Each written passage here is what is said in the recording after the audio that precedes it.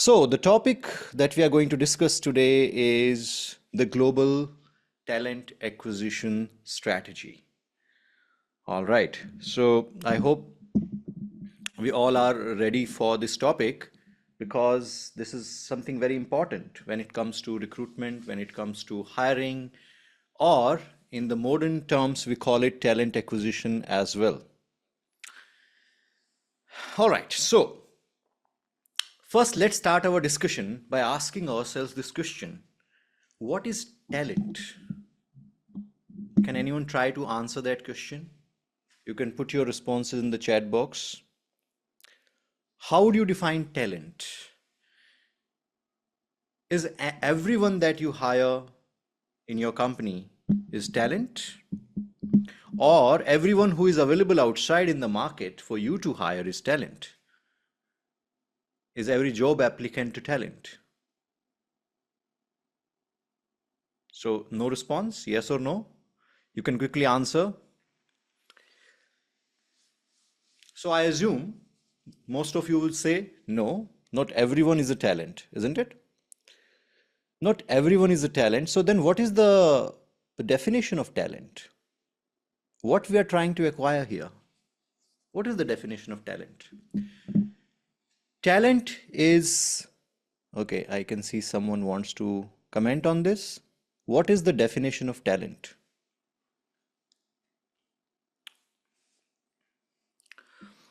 All right, so talent is anyone who is the right fit for your organization and the role, isn't it? Not everyone is a talent. Now, someone might be talent for some other organization, some other role, but he may not be a talent for this role that you are hiring. So, talent means someone who is right fit into the job. And how to hire these people who are right fit for your organization and the jobs that you post. That's what we are going to learn today. And we are trying to understand it from strategic perspective through the talent acquisition strategy as we were discussing. So this is what we are going to discuss today. Understanding what is global talent acquisition, the strategy, the components of this strategy, and some of the current goals and trends that we have in the global talent acquisition. All right, so we can say that talent acquisition strategy is the plan that is going to help us identify, attract, hire, and retain top talent, right? And as you can see, it goes beyond just filling immediate positions that you have in the organization. Today, we are going to learn the difference between recruitment and talent acquisition as well. So can anyone here define what is talent acquisition and how is it different from recruitment? Anyone wants to try? How talent acquisition is different from recruitment?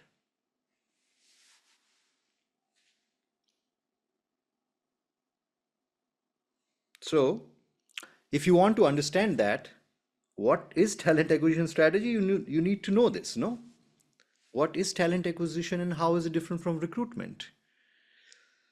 All right, so talent acquisition is a comprehensive process which starts even before recruitment, even before hiring, even before you receive a manpower requisition form from the manager, from the line manager. It is something that helps you identify who is the talent for your organization, create a strong employer brand for your organization, and continuously attract these right people or talent into your organization. So it's a comprehensive process starting from employer branding, and it ends at a great orientation program. So that's what we are going to learn today in the next 1 hour. All right. So what is the significance of talent acquisition? Can anyone answer that? Why it is so important? What is the purpose of talent acquisition? And again, we might think, oh, talent acquisition is important because My line managers are asking me to hire these people. We need the work to be done. We need to finish this. We need to achieve these sales targets. That's why it is important, right? But that's not the right answer. We need to understand the strategic importance or significance of talent acquisition. So every organization, I'm sure your organization also has a vision, right? Now, every vision is followed by a mission. Vision might be a long-term goal. Mission is mid to long-term goal. But what we do after having a vision mission, we create strategic objectives. What your organization wants to do differently from other competitors or organizations which are out there looking for the same talent. So you have certain strategic objectives. For example, Apple has a strategic objective of creating products which are unique. Google has a strategic objective of right now building artificial intelligence and technology that takes over the world's information. OpenAI has its own strategy, GE has its own strategy, Toyota has its own strategy. All these organizations have strategic objectives. But all these objectives are meaningless, useless, until they have something. What is that? Think about it. If your answer is people, that's not the right answer. No business owner wants people. It might be surprising for you, but in fact, people are the biggest problem in business. Biggest pain in business are people. People are emotional. Most of the times they argue with each other. They create cultural problems, structural problems, decision problems. So why we hire people is because it's a compulsion, not because any business owner likes people. Oh, I love people, so let's hire a lot of people. No, no one cares for people. Businesses want to achieve their strategic objective. And in order to achieve strategic objectives, they need competencies, skills. So here I want to clarify one more thing, which nowadays often we say. I have seen many new age management influencers hire for attitude, skills can be developed, hire for attitude, skills and abilities can always be trained for. Unfortunately, that's absolutely bullshit. No one hires, if you are in recruitment, you know it already. No one hires anyone for their attitude. People are hired because they have something which your organization needs. No business owner wants to take liability of monthly salary, isn't it so? Business owners hire people because this person has certain ability, skill, knowledge that I want. And in modern terminology, we call these competencies. So I am hiring, I am taking competencies, not people inside the organization. And of course, it makes sense because in order to have competencies, I need to hire people. But this idea that we hire for attitude, there are many problems with this idea. The biggest problem is attitude can change overnight. Today you have a great attitude towards organization. Today you love your company, love your culture, love your colleague. Tomorrow you'll start hating them just because they did not invite you for lunch together. You'll start hating everyone. So what I will do with this attitude now? Attitude without competence is useless. Attitude can only be an asset if I find a person with two people with equal skill, equal ability, equal competence.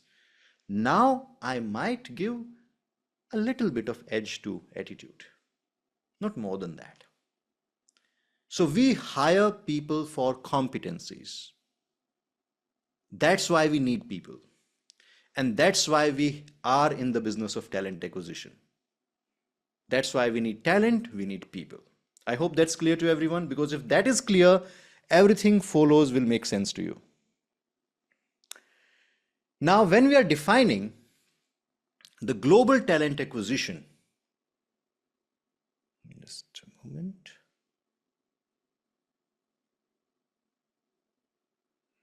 When we are defining the global talent acquisition, simply we are saying a way or a process how we are going to identify, attract, and onboard these right people whom I call talent. Like I said, not everyone is a talent. There are many liabilities also in business, isn't it? So not everyone is a talent. Then it is completely different when it is done at global scale. So if I ask you what are the challenges that you will face in global talent acquisition, some of you will say we will face a lack of talent in some locations, some countries. We have a lot of talented individual in a country like India, for example, 1.4 billion population. But looking at a market like UAE, which is very, very small, finding that talent in the small market is a challenge. But strategically speaking, there are many other issues. For example, diversity, understanding compliances, understanding cultures, the differences between these cultures, cross-cultural issues that we are going to face between people, between management, between host country, home country, and locals. Locals are host country, in fact. So whatever challenges we are going to face, so these all are key issues when we change our approach from local talent acquisition to global talent acquisition. But it is important because an organization can only achieve its strategic objectives if they have global talent acquisition strategy. Now, I think this is the most simple example I can give. That's why I bring this example many times, because I don't want to complicate things by giving you a very complex example. Now, if you look at this organization, the name of the organization is DesignX, and they want to revolutionize the world through their designs. They have a highly talented designers team, and they want to challenge the status quo. They want to basically take over the world with their designs. And what they want? Innovation. Now, many of you who are already who have attended some of my sessions, they know with what business strategy we are talking, isn't it? So if I ask you what is the business strategy we are using here, can anyone answer that in the chat box? Which business strategy is being used in this case?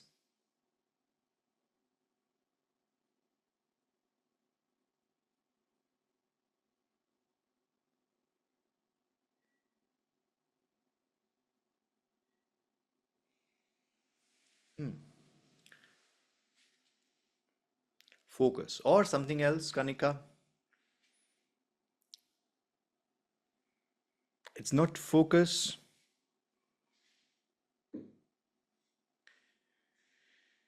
Differentiation. Yes, Nazia is right. This company is using business strategy of differentiation. Now, when you say the business strategy here is differentiation, what does it mean for talent? If you want to achieve, for example, this company wants to take over the world with unique designs and wants to be unique, different, like Apple, closest example. What this means for talent acquisition strategy? And the answer is very simple. The answer is, what are the talent requirements for this organization? What kind of people they should hire? How they should conduct their manpower planning? What skills this company needs? I think if I ask a simple question, what are the competencies this company is looking for? And the answer is very simple. This company is looking for creative designers, innovative, talented designers, isn't it? That's the talent that I need in my company.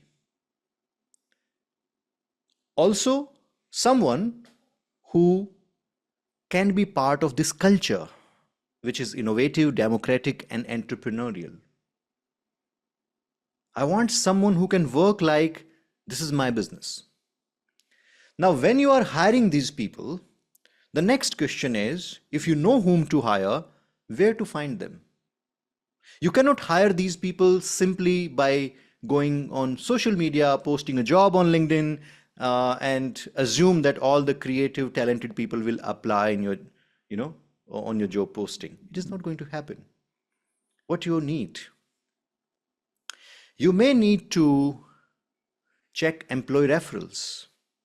You may need to go to recruitment agencies. You may organize a design competition. You may go to some design awards and see where we have the most talented, unique individuals whom we can hire for this company. Headhunting will work, poaching will work in an organization like this, isn't it so? The next question is, all right, now I know whom I need, where to find them, but how to attract them to apply to my organization? And for that, we need to design something in our business. We need to design a way, a pipeline, which attracts the best talent from the market and gives me continuous talent flow. We call it employer branding as well. So I have to focus on my employer branding.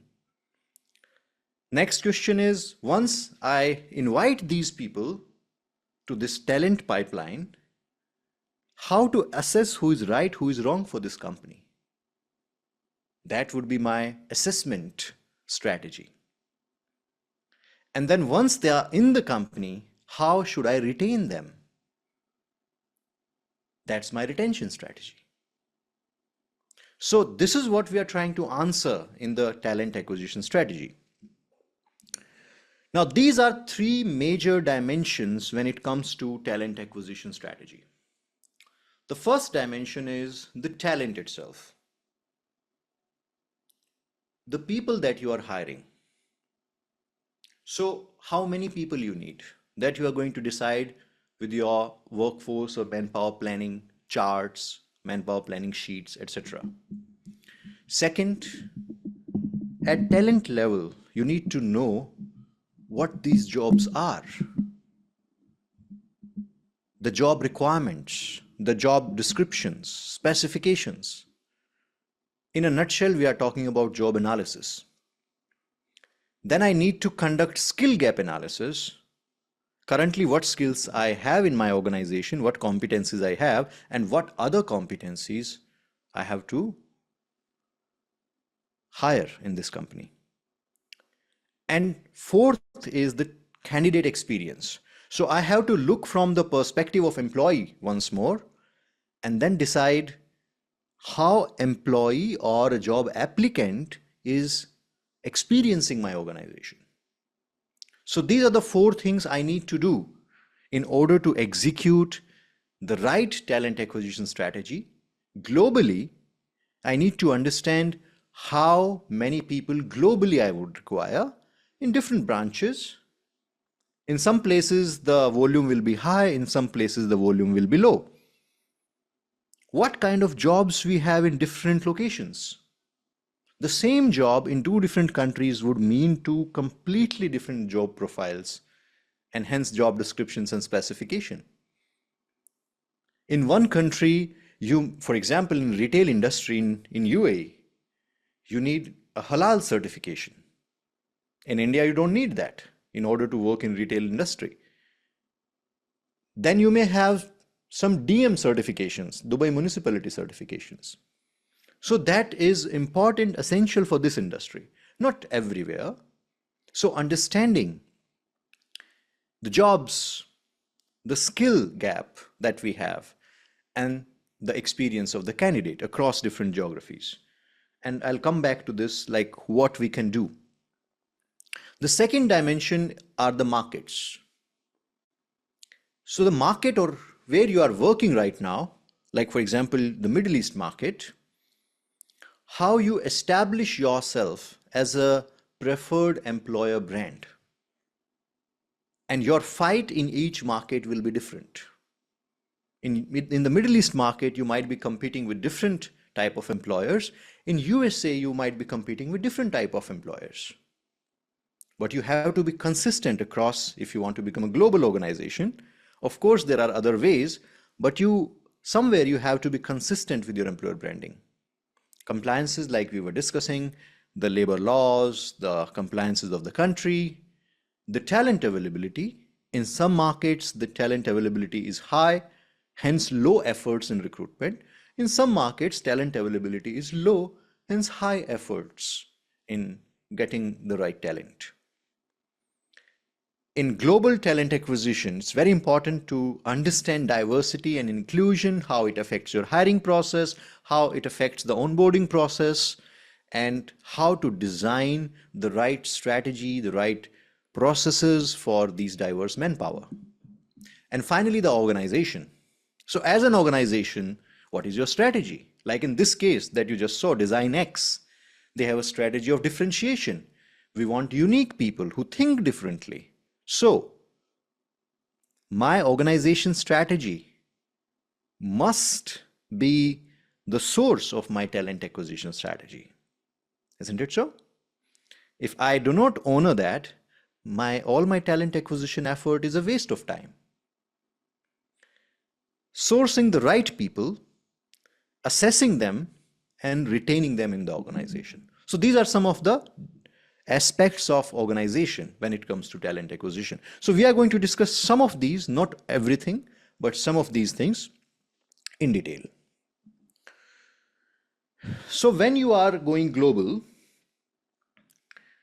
in globalization, there are three key concepts. One is what we call standardization. Standardization means we want things to be similar across the globe. Brands like Gucci, Chanel, Apple wants to keep things standardized. Don't change it too much. Don't change the pricing in every market like Unilever. Be like P&G. So that is standardization. Then we have centralization. Centralization means the organizations, they change their HR practices, even the marketing and other departments' activities as per the head office, the corporate office. The corporate office makes all the key decisions, creates the processes. Everyone needs to follow that. That is centralization. And third is localization, where in some industries, we can have localized efforts. So we just allow, the local branch, the local home country may not be the prime reference, the host country becomes important. So an example is Unilever, like I was saying. Another example would be, for example, Marriott Hotels. Now, just think about it. When it comes to hiring practices, would you go to standardization, centralization, or localization? Just think about it. What should be the right approach? Should we standardize our hiring? That in every market we need to have this. Can we centralize? Everything is done from one office. All approvals for all type of recruitment are done from the corporate office. Or we can allow the local branches to have, their own flavor. What do you think? And the right answer is that all three are right. It depends on your organizational strategy, your business strategy. Standardization is right, centralization is right in some cases, and localization is right. For example, if you look at a company like General Electric, so GE has huge presence across the globe. They have an office in Dubai as well. But all the recruitment is centralized. The recruitment and selection decisions are made from the corporate office. The assessments are created at the corporate office. Why? Why would a company like GE do that? Simply because they want standardization in their hiring processes. They want to take control of the talent globally. Is it always good? Of course not. How would you bring diversity then? So that's an example of successful execution by GE. Many companies, however, would prefer localization. But the problem is this: you want to hire people. But this is an example of not so long ago, 200, 300 years ago. I want you to read this before we go to the next slide. Men wanted hazardous journey, little small wages, bitter cold, long months of complete darkness, constant danger, safe return doubtful. Right. Now, what is wrong with this ad? Can it work today? Of course not, it cannot work. But in reality, this is the truth right in front of you. This job is all about this danger with little rewards. Now, in organizations in 21st century, they need to be more innovative, isn't it? They cannot be so straightforward. For example, Yelp says work for 16 hours a day. Our Infosys says work for 70 hours a week. We don't need to be too honest, or that honest at least. So what do you mean by employer branding?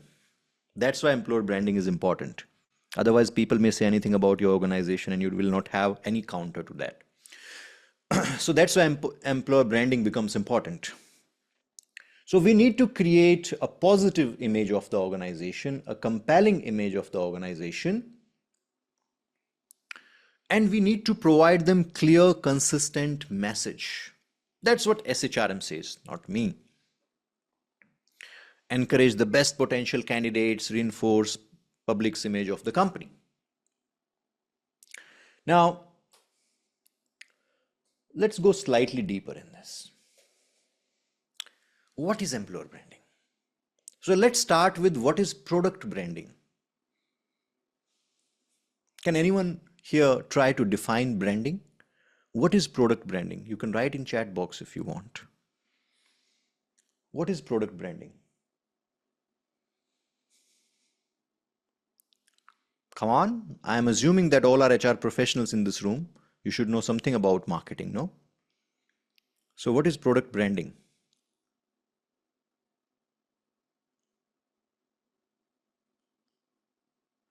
Okay, Nazia says promoting and marketing of products. Okay, all right. But is it only promotion of your products or something else as well?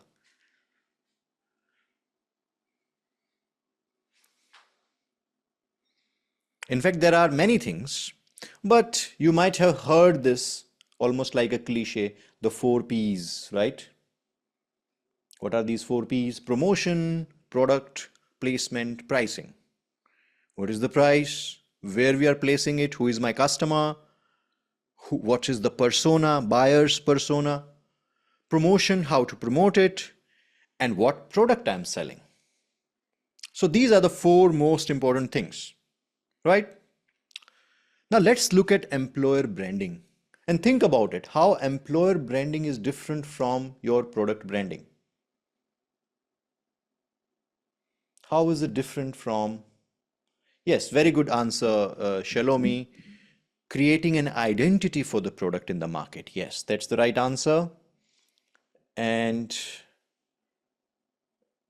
creating a brand for standalone product. Yes, a special product. Right, right. So that's what product branding is. But let's look at employer branding. And this question, when I think about it, you know, employer branding is a bigger concept than product branding, surprisingly. Because if I look at employer branding, product is one part of employer branding. For example, why people join Apple? Do people join Apple because Apple has amazing phones? Yes, but it's not the only reason they join Apple. You all agree with that? People want to work at Apple not because your iPhone is great, but that is still a reason why they want to work for Apple, right? But just because it makes great phones, no one will join Apple. There is something else also that Apple offers, and that's where employer branding starts. If you know what your company does, you need to now think about other areas, like Bijoy says, candidate or employee experience, right, Bijoy? Now, what we need to think is job design. How do we design jobs in the organization? You may never join an organization, like for example, you all are in HR, right? Apple today gives you an offer that you can join Apple, your salary will be 20% more than your current salary, but the role that you will be handling is sales. How many of you will join? Or the role that you will be handling is documentation. Although some of you will say in HR also we are doing documentation only.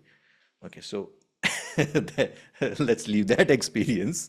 But most of you won't be joining a company like Apple. You'll say, no, I don't want to work at Google or Apple. I remember getting a job offer from one of the real big brands, consulting in consulting domain, and uh, they're very popular, big global brand, big four. Fortunately, I denied. Fortunately, I would say, because my experience with that company was great, and I never regret that decision because I learned so much from the company I was working with. Because of that, I'm here today. It doesn't matter how big brand you are. If my job is not great, if I do not love the task, duties, responsibilities that you are putting on the job description, I don't like that. I don't want to work in such a company. So product alone is a little, only I would say, not even 1/4 of employer branding. There are other things such as job itself. We want a job that challenges us, is interesting for us, and most importantly, utilizes our competencies, our skills, our knowledge, our abilities. Third important aspect of employer branding is the culture. What people are saying about this company, people who work here or have worked here in the past, what are their views about the company's culture, about the leadership, about the management, how you handle people? How they appear on social media nowadays, that's a big deal. What do they post on LinkedIn, Facebook, Instagram? Do they look like a happy team? At least that is the representation of your in culture to the outer world, right? You might be a great organization doing great things in the company, celebrating all the birthdays, office parties, events, family day, children day, everything, but you never post about it. No one knows you are doing it. So that culture is part of employer branding. Your organization itself, what is the vision you have? What mission you have? Where you are going as a company? That is also important part of employer branding. So what we need to do? All right, so there's a lot of things we can do, but what we can do and what I can teach you in next half an hour, right? So focus on your employment branding. Create an EVP statement, employee value proposition. Employee value proposition means defining the customer experience. Sorry, employee experience, but Bijoy, I think, mentioned this. So understanding what is my vision, mission, values, providing a picture of your organization, and tying your corporate brand with employer branding. There are many examples of great EVP statements. These are some of the EVP statements. I want you to read it if you want. You can see an organization like Google, for example. Do cool things that matter. Apple, join us to create the innovative customer-centric solutions. Freedom and responsibility, Netflix. a community of innovators, learners, leaders. Let's look at some other big names. Airbnb, belong anywhere. LinkedIn, transforming the world of work. Adobe, creativity for all. HubSpot, solve for the customer, care for the customer. Now, I'm sure when you read these statements, some of these statements will attract you. You want to work in a company like this. For example, some of you will be attracted towards Google, some of you will be attracted towards LinkedIn. That tells us what is your personality like. That shows alignment of your personality with organization's personality. And that is the purpose of EVP statement. Not to hire everyone, but to hire the talent. What is the talent? Right people. To hire the right people who fit into your culture and who have the right skills, knowledge, abilities. So what to do next? Define your global EVP. Globally, what kind of employer you want to be. Message this consistently. Tell everyone on social media, LinkedIn, everywhere, your company website, your job descriptions should start with your EVP. Your job advertisements must have the EVP statement. And if you are smart enough, then leverage your employee stories. Create YouTube videos. Right, so that is the first part, which is employer branding. Next, the global workforce planning. So like I said, global workforce planning is of course more challenging than a normal manpower planning, because different locations across the globe have different labor laws, legal structures, political structures. Identifying gaps, forecasting future needs, developing the strategies. So there's a lot we can do here.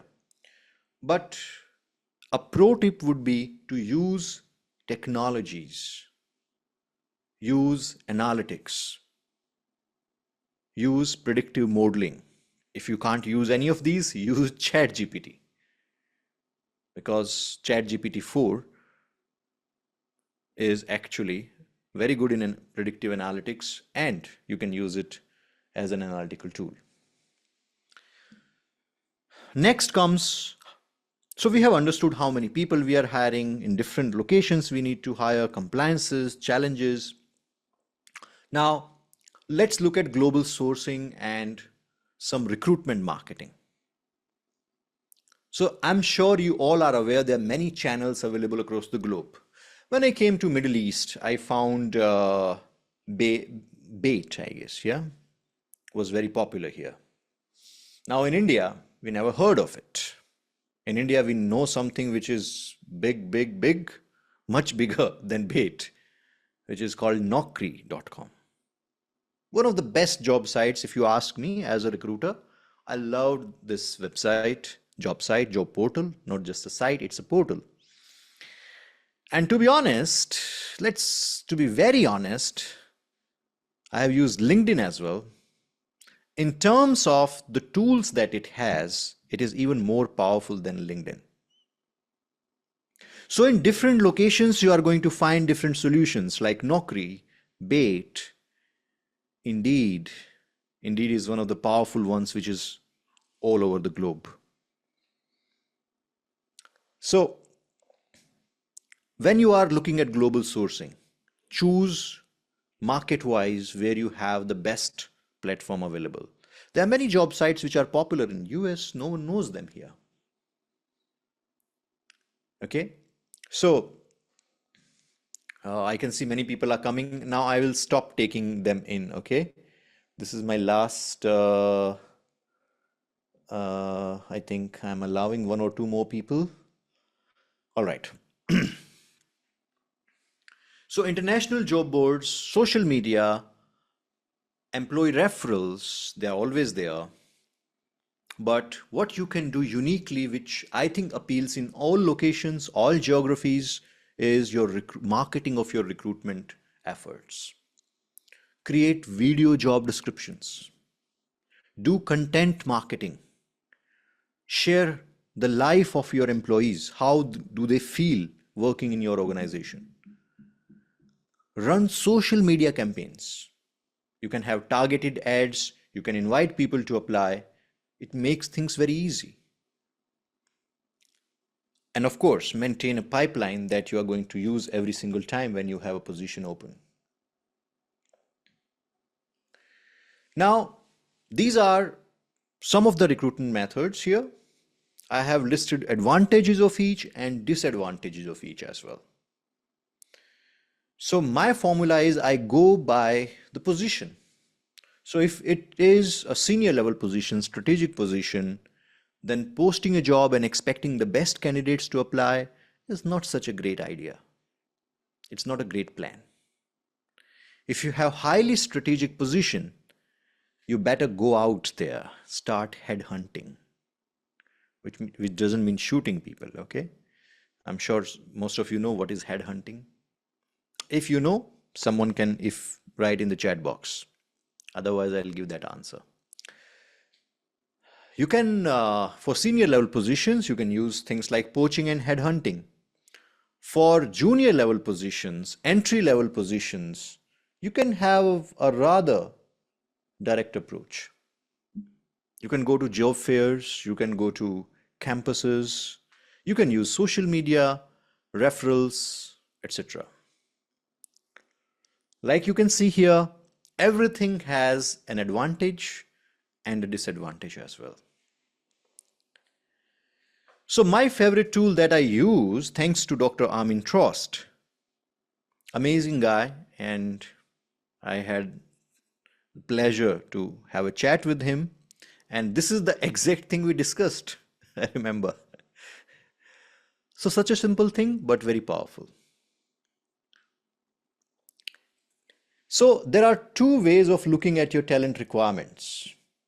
One is the strategic relevance of the position and talent availability in the market. Right? So if there is a job like a frontline worker, cab driver, for example, or car driver, what is the strategic relevance of this job? How important that job is strategically? Low or high? Low, isn't it? What is the talent availability in the market? Availability of drivers in UAE? High. High. Strategic relevance? Low. We call it simple hiring, which means simple hiring is something that you can do, your younger brother can do, or if you are my age, maybe your son can do, who is 15-year-old. Simple hiring. All they need to do is go on social media, post something, and then you will start getting CVs for the next 1 year. That's simple hiring. Very powerful employer branding. But if we have higher strategic relevance and lower talent availability, things start changing. For example, let's talk about a low talent availability and low strategic relevance. For example, specialist hiring. Hiring an HRIS officer. How many HRIS officers are there in UAE? Low. Talent availability is low. Or SAP consultants, talent availability low. CNC machine operators, talent availability low. Specialist hiring. We call it specialist hiring. So what we need to do for specialist hiring, you have to post the job at a proper job portal. Maybe you have to buy data. Maybe you have to go through resumes. So those of you who don't know, there are two ways of searching candidates. One is you post a job, and second is resume search, candidate search. In Naukri Gulf, they call it ResDex. In Beirut, they call it resume search. In LinkedIn, You have to create a pipeline. All right. So that is the specialist hiring. Then a difficult mass hiring will be where you have the talent availability low, but requirement is huge. Like, for example, you have to hire 100 salespeople in a specific domain. You have to hire 50 specialists of something. That's a difficult mass hiring. You can use an agency who specializes in that. And then you have strategic hiring where we have high strategic relevance and low talent availability. What to do then? You can use consultants because it is going to take a lot of your time. Imagine you are searching for the person for 1 month and then your boss asks you, where is the person? And then you say, my hands are empty. I don't have the person because I was doing many things and I couldn't balance this. It's a big problem for your organization because it's a strategic hiring. Your organization cannot wait for it. So maybe using an agency. Recruiter search, right? So, right, so that's a strategic hiring, where we use agencies or headhunting. Now, all you need to do is just list down all the positions that you have and then choose the right approach as per their strategic relevance and talent availability in the market. Because all can do it. You can say yes in the chat box if you have understood this. A quick yes will make me understand that I can move forward. All right, moving on. Now, of course, I will not have much time here, but in global talent acquisition, it is equally important to hire the right people, as we were discussing. It's not just about hiring anyone. We need to hire the right people. So, assessments. One thing, if you want to take home today from this webinar, that will be that one thing. Of course, everything that I said is important. That's why I said. But one thing which I want you to take home and put it in your mind is, we are bad at hiring. We are bad at assessing people. All of us are biased. We are given biases right from our childhood. All the social media, all the news channels, even the society, parents, they give us biases. It is impossible to find a human being who is not biased. There is a problem with human beings that we make our mind, our judgments very quickly about something. And that's why we are fooled by the first impressions of our candidates, which are always, most of the times, they are wrong. After taking thousands of interviews, probably hiring 2,000 people, interviewing 25,000 people, I can tell you, when I started my recruitment career, I used to believe I can meet a person for 5 minutes and I can tell whether this guy is the right guy for the company or not. After meeting 25,000 people, I can tell you, I don't know. And this is what you are also going to learn in your career. If you don't have that much of experience, don't worry. It is the most difficult thing to assess the other human being. Those of you who are married, you understand what I'm saying, isn't it? Your egos are now balanced. Now you understand. It's not easy to understand the other person.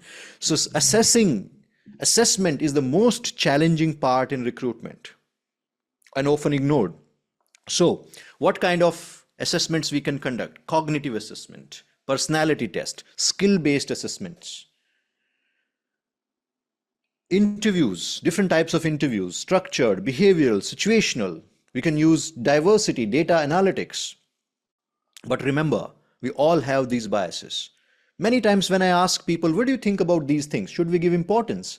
90% of the time people say, yes, body language is important. Yes, non-verbal behavior is important. Yes, first impressions are important. And you are mostly wrong. The problem with all these things is that they actually depend on your bias. And people behave differently in different situations. Imagine you meet the same person 10 times. Your perspective, I am sure, I guarantee, will change for that person. When you meet someone every day at your home, your perspective have already changed, right? Whom you used to think is the most beautiful man, woman, the perspective changes over a period of 2 years, 5 years, 10 years, 15 years. So just by looking at someone's body language, deciding is not a great approach.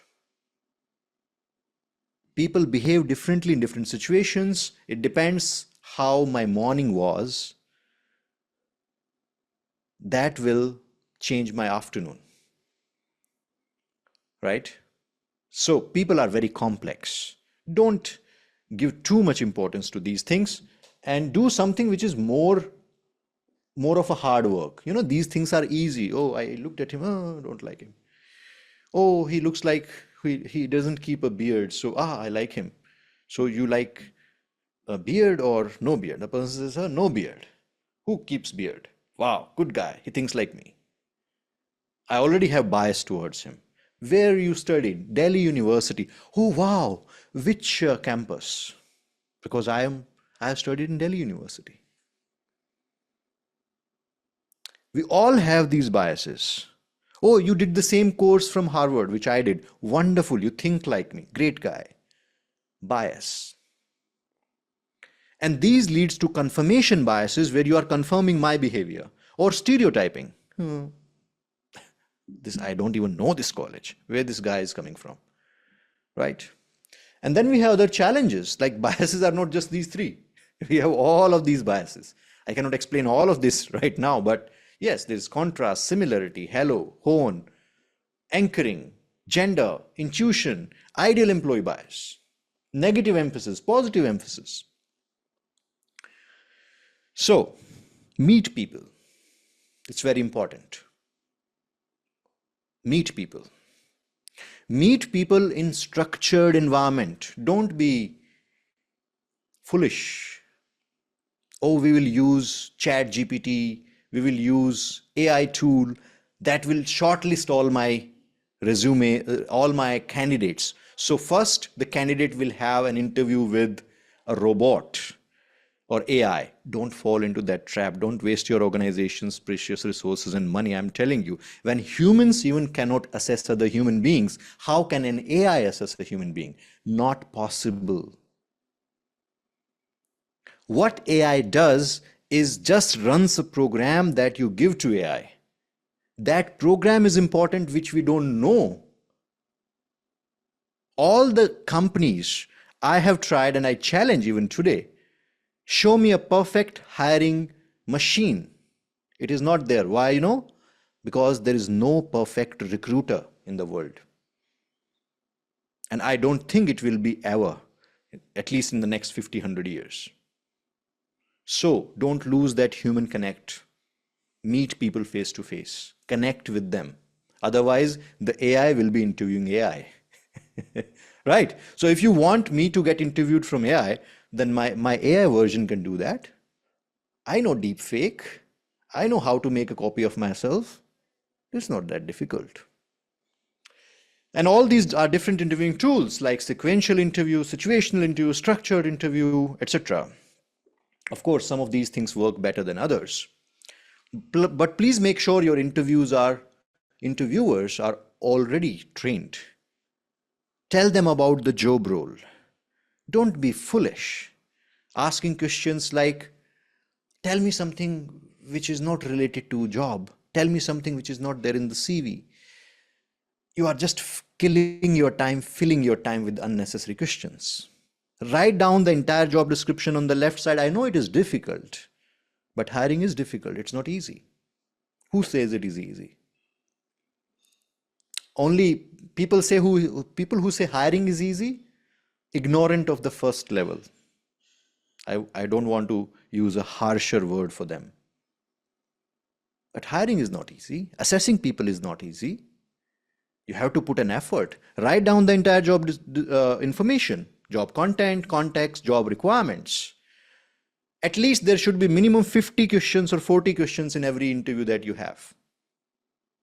And one by one, go through each question. and then give a score for each question. In the end, you should get a score. That's how you make your structured interviews quantifiable scores, which is one of the best ways of hiring. It's simple, but needs hard work. So make them aware of this, all right? For God's sake, train them. Because everyone believes I know when I meet a person in 2 minutes, I can tell, whether they are right or not right. That's absolutely absurd. All right, Rishma? Oh, sorry, Rimsa. Thank you. Now, in assessment methods, there are many types of assessments. I'll just quickly take you through some of those, which I feel are important. I can see the timer is already started. So yeah, we have limited time. But I hope you are taking home something from this. So I'll continue for another, say, 10 minutes. So there are many assessments here. Some of these assessments I'm going to quickly discuss. For example, so first of all, you need to have any assessment needs to be reliable and valid. So we have two things in recruitment called reliability, validity. Reliability means the assessment that I'm taking, this assessment has a proven reliability and repeatability, which means if I repeat the same assessment multiple times, I get the same result. Hence, it is reliable. The easiest example is your IELTS exam, for example, or a predictive analytics test or a DISC test, which is reliable. An emotional intelligence assessment. So reliability means if I repeat it again and again, it holds true. Second is validity, content validity, construct validity. The content which is part of this assessment is correlated to the job. If you are successful in this, you will be successful at the job. That's validity. So make sure your assessment has both reliability, validity. Don't take up any assessment just because somebody is selling it and the person is from some, fancy name, fancy suit. Don't go by that. Look at the reliability, look at the validity of the assessment system you are trying to use. Otherwise, nowadays you have ChatGPT. You can create whatever you want. For example, a reliability test should have all of these things. It should have test-retest reliability, alternate form reliability, split half reliability, inter-rater reliability. Test-retest means repeat the test, same result. Alternate form means you have multiple forms of the same test and you get the same result. Split half means I break the exam, the test into two halves, still I get the same result. Inter-rater means I have different raters and I get the same thing.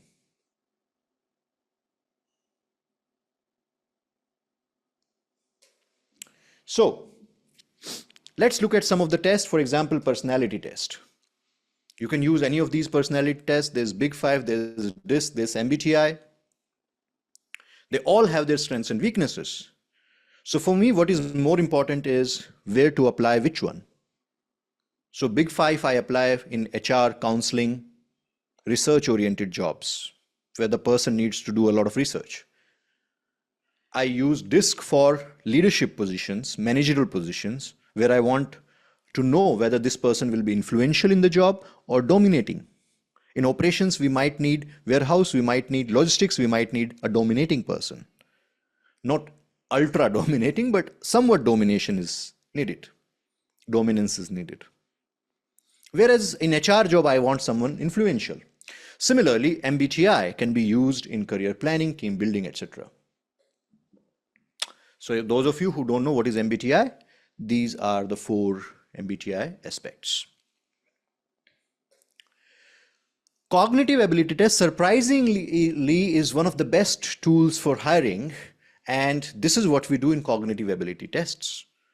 There's verbal reasoning, numerical reasoning, abstract reasoning, logical reasoning, problem solving, spatial reasoning. Now, look at the job that you are hiring for and you can choose your test. For example, for an HR, for a sales, for customer service, what you need? Verbal reasoning, isn't it? For accounts, finance, HR, payroll, what you need? Numerical reasoning, right? For marketing, you need abstract reasoning. For uh, process analysis, logical reasoning. For R&D, abstract, logical reasoning. You don't need verbal reasoning for R&D, by the way, right? And problem solving you may need for process improvement. So depending on what your role is, you can choose the right assessment tool. And this, one of my favorite study, research done on assessments called Ryan and Tippin's research at Harvard University conducted in 2004. This research says that the tools that we often use and think are very important, I'm sure 80% of you in this room, they use such tools. For example, we think a person's interest is very important. Oh, you are interested in, for example, you are interested in reading. Huh, he must be then a person who studies a lot. No, I am interested in reading Marvel comics, right? My interest doesn't say anything. If I'm interested in Marvel comics, it doesn't mean I can fly or I'm a superhero, right? I used to think that singers, they are good people until I hired a singer in my team. Interests tell you nothing about a person. Years of education, surprisingly, is only 0.10 correlation, which is very weak. Job experience, 0.18, which is very weak. Unstructured interview, 0.18, which is very weak. And most of your interviews are unstructured, by the way. References, Vasta, 0.26, which is very less relevance. And if you look at the top 4 or 5 tools, which show high job correlation on the job success, the tools are personality questionnaire, job knowledge test, structured interviews, cognitive ability test, and work sample test. We discussed some of these already. So use the tools that work. And finally, once the person is hired by using the right tools, by using the right assessment methods, with some science, not biases, then you make sure that they have great onboarding experience. So what happens when you have a great onboarding experience? It brings loyalty in the person, improves employee retention. The first thing that I, as a consultant, when I consult any company, I ask them if they have high attrition, the first thing I ask them is, show me your induction orientation process. Show me how you hire people, what goes into their head when they join your company, what they see first. That's what I want to know. So these are various stages in onboarding orientation process, which I feel is one of the most important things when you are hiring globally as well. So standardize your orientation program. All right. So guys, that's it from my side.